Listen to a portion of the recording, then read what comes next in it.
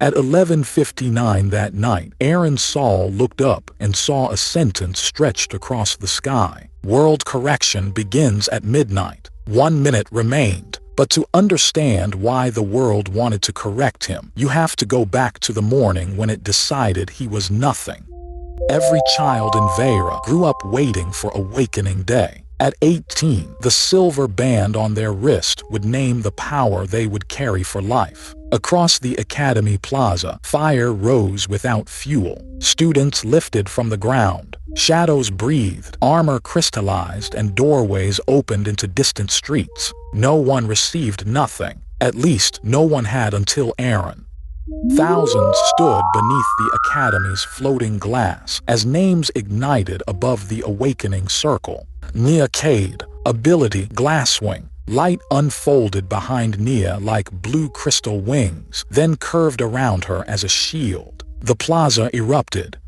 Then Cassian Vey stepped forward. A pale gold glyph spread across his hand. Cassian Vey, ability the crown. Even the examiners went silent.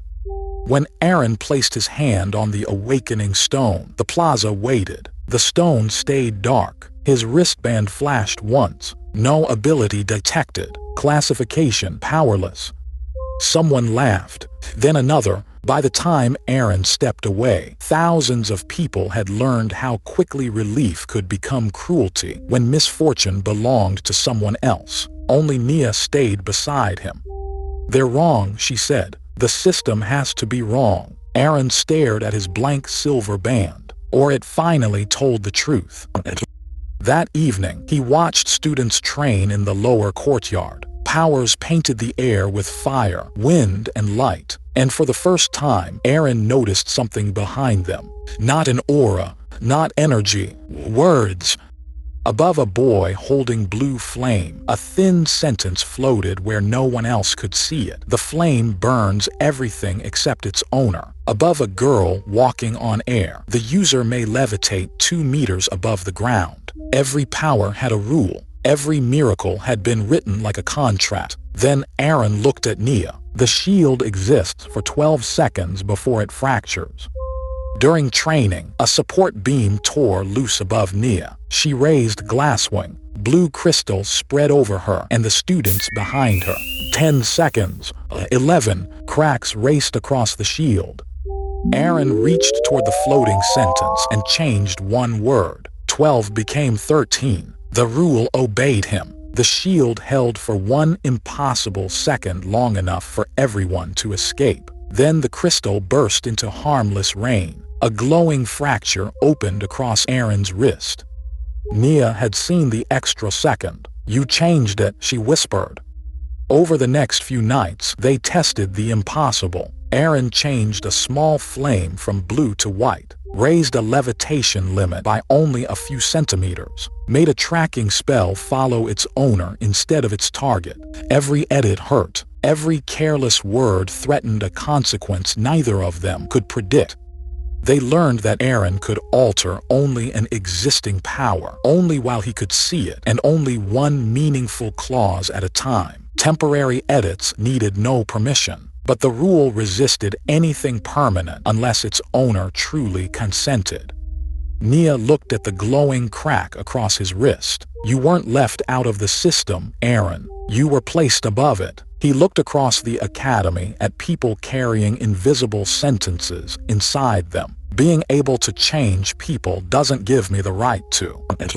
Cassian's golden glyph was not merely rare. Its hidden sentence was terrifying. Awakened powers within hearing may be commanded by the crown. At first, Cassian used it quietly. He stopped fights with a word, forced reckless students to lower their flames, made healers save people they disliked. The academy called him a born leader. Cassian called it proof.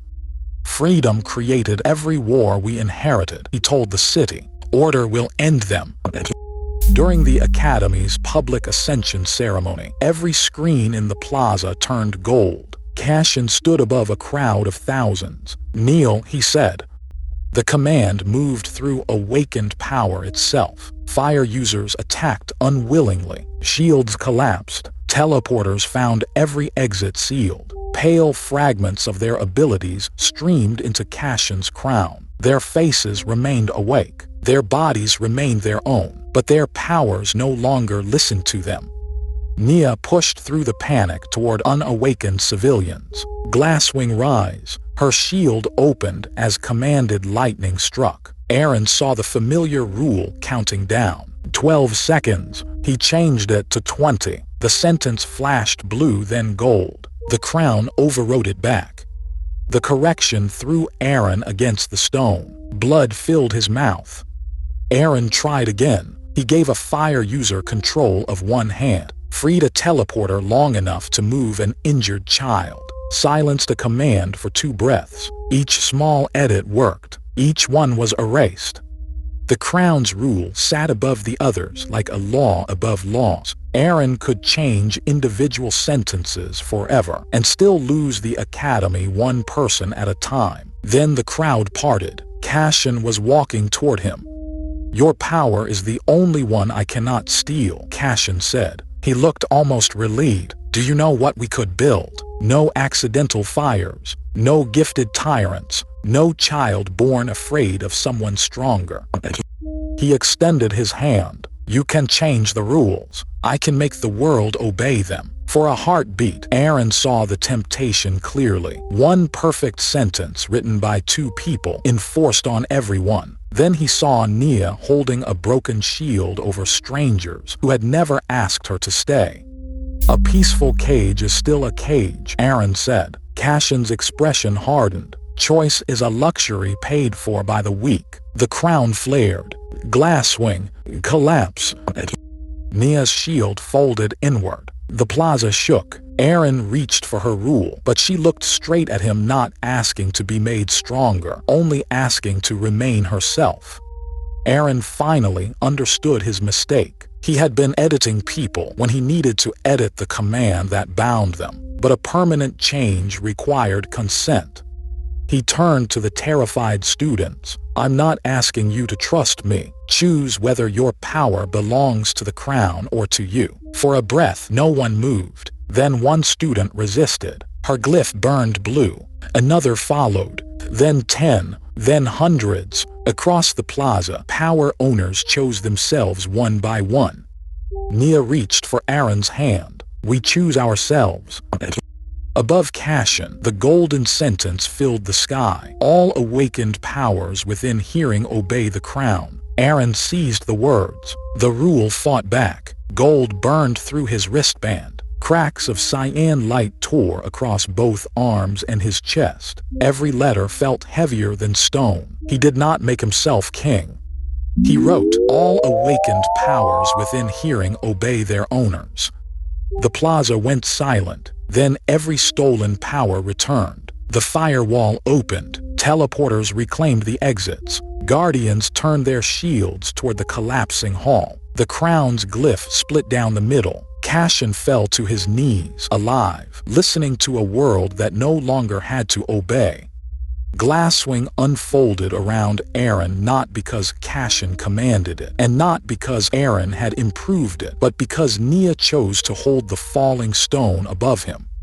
By sunset, the Academy called Aren a hero and offered him a ceremonial rank. He refused it. The awakening stone was brought out again. When Aren touched it, the stone blazed white. The system searched every known class: elemental, guardian, psychic, sovereign. None matched. His wristband erased its old verdict. No ability detected disappeared. In its place appeared unregistered author detected.